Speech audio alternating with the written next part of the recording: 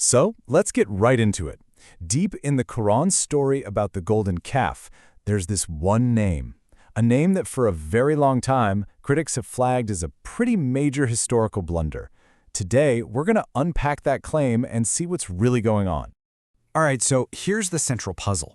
The Quran tells the famous story of Moses and the golden calf. We all know it, but it names the person who led the Israelites astray with a title that seems, well, completely impossible for that time period. So, could one of the most significant stories in a holy book really be based on a simple chronological slip-up?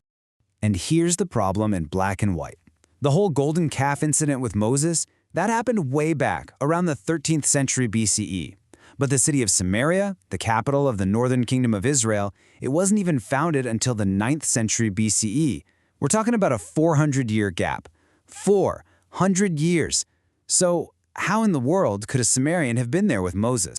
This is it. This is the verse that causes all the controversy. The Quran says it plain as day. A Samari, which translates to the Samarian, is the one who did it. Now for critics, this is an open and shut case of an anachronism. Getting your timeline mixed up. But what if? What if we've been reading this all wrong? Let's explore that other possibility. What if this isn't a historical mistake at all?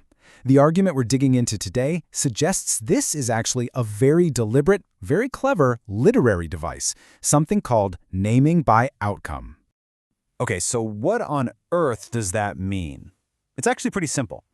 It means you're not named for who you were, but for what you became. Your name isn't about your address, it's about your legacy. It becomes a symbol for the entire chain of events your actions set in motion. And look, the argument is that this isn't some convenient one-time excuse.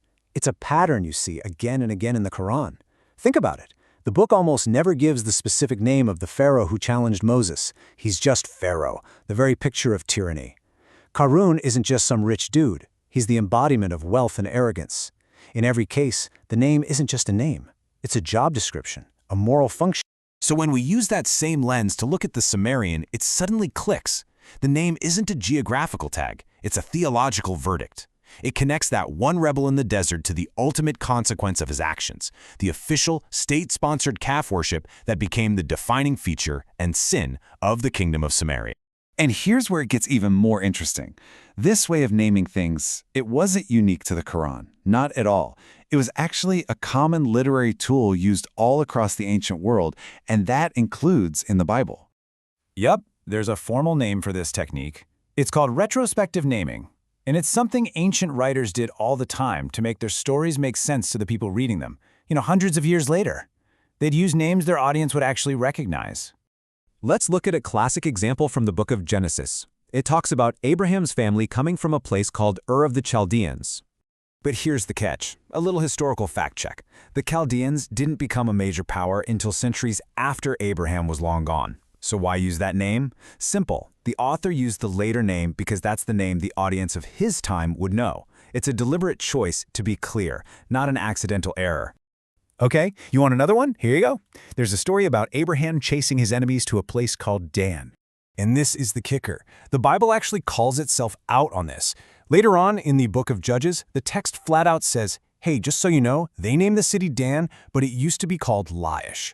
This just goes to show that this wasn't seen as a mistake. It was a completely normal and accepted way of writing back then. All right, so now that we know ancient writers did this sort of thing, let's follow the long, dark shadow of that golden calf. How does the Bible itself draw a line from that first rebellion at Sinai all the way to the kingdom that would be based in Samaria? So, here's the setup. After King Solomon, the kingdom splits right in two. The northern king, a guy named Jeroboam, has a massive political problem.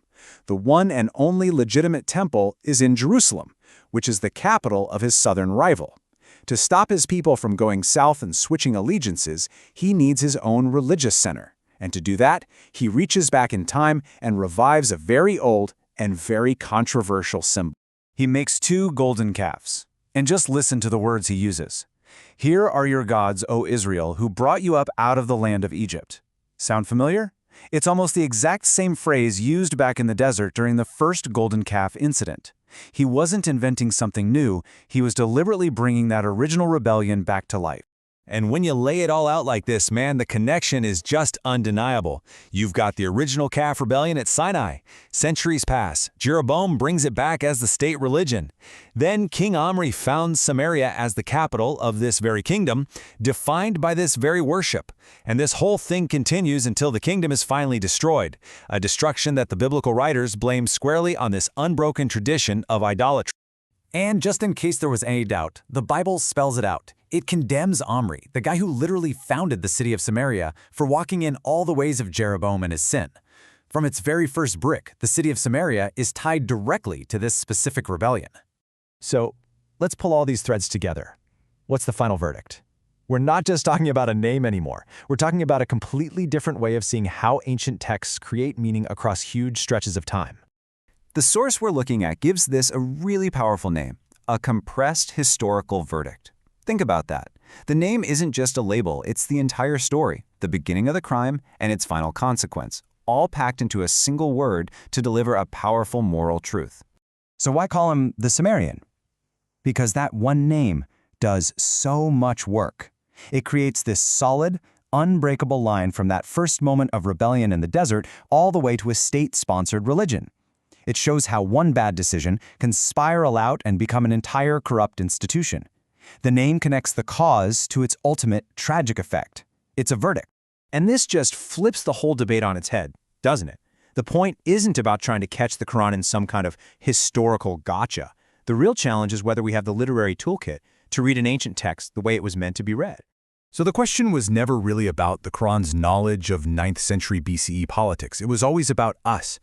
It's about whether we can appreciate that ancient texts often cared more about moral and theological truth than about a strict linear timeline. They weave these incredible tapestries of meaning across centuries, and we just have to learn how to see the pattern. And that's the thought I want to leave you with. What happens to our understanding when we start to read these ancient stories not as a simple list of dates and events, but as a moral arc, where the beginning is defined by its ending? How does that change the way we read not just scripture, but history itself?